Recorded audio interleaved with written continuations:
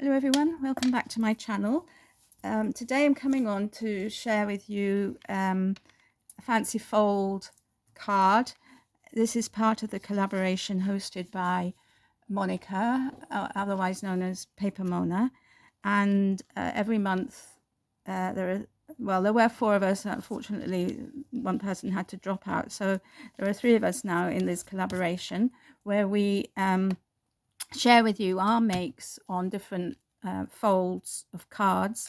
And then Monika has a Facebook group called Fun Fold Cards, whereby you can make your own and share them with us, and we can see what you've been making as well. So this month, in the month of May, is a Z card, Z fold. So basically it's a card that you fold the front back in half and you keep it so that it opens, it opens like this. So it's actually the letter Z.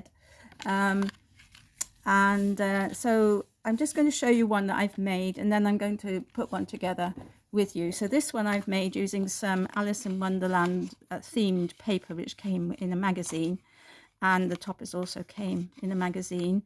And with this one, I have put paper on the biggest bit here, and then I put my sentiment with love. I've left this inside flap plain so you can write on it, and I've put the same paper on the front, and I've tried to match it with the paper underneath so that it looks, so when it's closed it actually looks like one piece of paper. And then I just added this picture here of Alice and this topper which says it's always tea time, and I've put the topper so that when it's closed you can't see the sentiment underneath, because the sentiment actually is right underneath it. So I've placed that purposely like that. I finished it off with some faux stitching around the edge and then just some blue gems.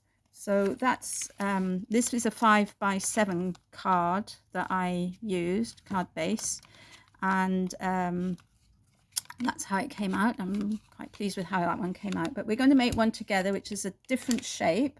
So this is going to be a 6x6 card, and somewhere here I have them. Here we are. So this is the measurements. If I hold it up, maybe you can see. So these are, if you want to pause the camera, this is what you will need. So the base is 12 by 6 inches and score at 3 and 6. So basically it's a 6x6 card if you've already got a card blank, and then you score one side at 3 inches so that you can fold it back to make the fold. And then for the mats, I've used one 6x6 inch and two 6x3 inch, because I'm going to cover all three elements, whereas in this one I left that blank. I'm actually going to cover this one in this one. And then the layers, I've used one which is 5 3/4 square and two which are 2 3/4 by 5 3/4. So I'm going to show you what I've done. I've prepared the mats and layers already, and here is my base, scored at 6 and at 3, folded in half, and then the front folded back. I'm going to be using some hunky-dory cardstock to make this card, but I'm going to mat it first of all with coloured paper. So I'm just going to put the mats down. Now it is important that everything lines up. This is, well, at least for me it's important everything lines up. So it's a bit like when we do a gatefold card, that they line up. So just going to see, this should actually fit pretty squarely on this without any white showing, seeing as it's 6x6 and the card base is 6x6.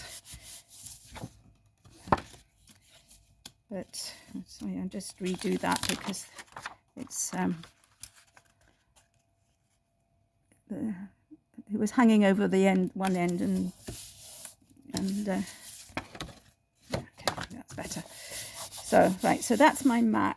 and as we're here, we might as well put the layer on. So this is the layer. Now this was a piece of card that was like, how was it? It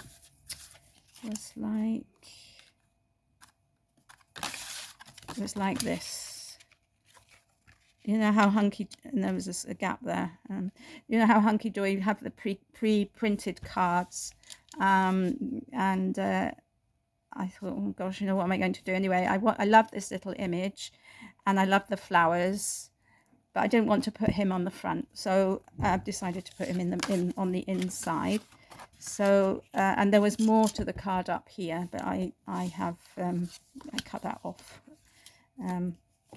So you know, those cards that they do, you can use them in different ways, and I just thought this would be a nice way to use this. And I chose this pink because actually this card base is quite white when you look at it. This yeah, it's quite white, and I wanted a bit of colour showing, and I wanted something that went toned in with the flowers. So there's the first one. So now we'll do this one, and I'm actually going to have to cut this down a bit, as you can see, because I don't, it's let me just see the other one. Yeah, I literally just cut it in half. It was a 6x6 piece of coloured paper, but I think that might be okay. I'm just going to cut a slither off the side, just a slither, so that it doesn't curl up when I paste it here. So I'm going to make this 2 and 15 sixteenths.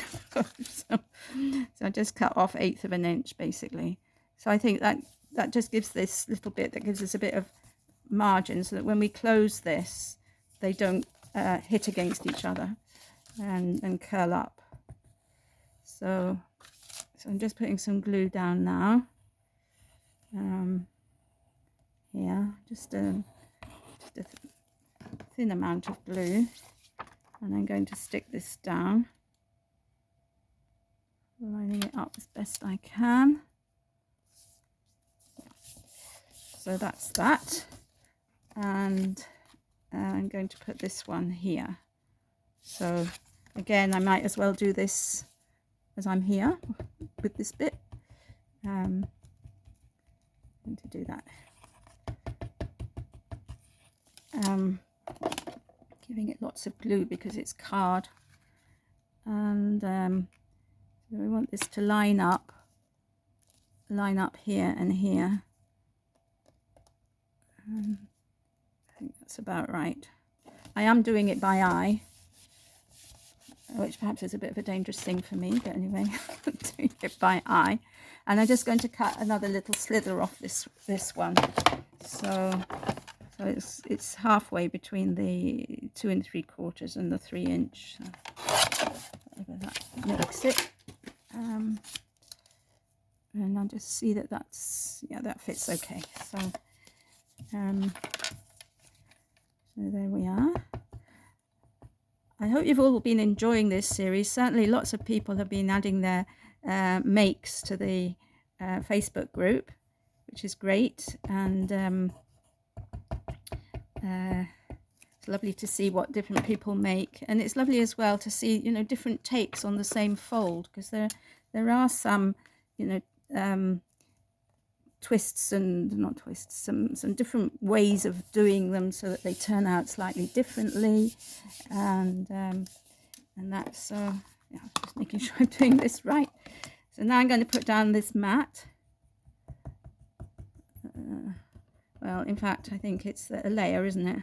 Not a mat. And so I'm going to line this one up with this. So the beauty of using something which is all in one, if you like, you know, I'm just going to get a card. Let me see if I can find one.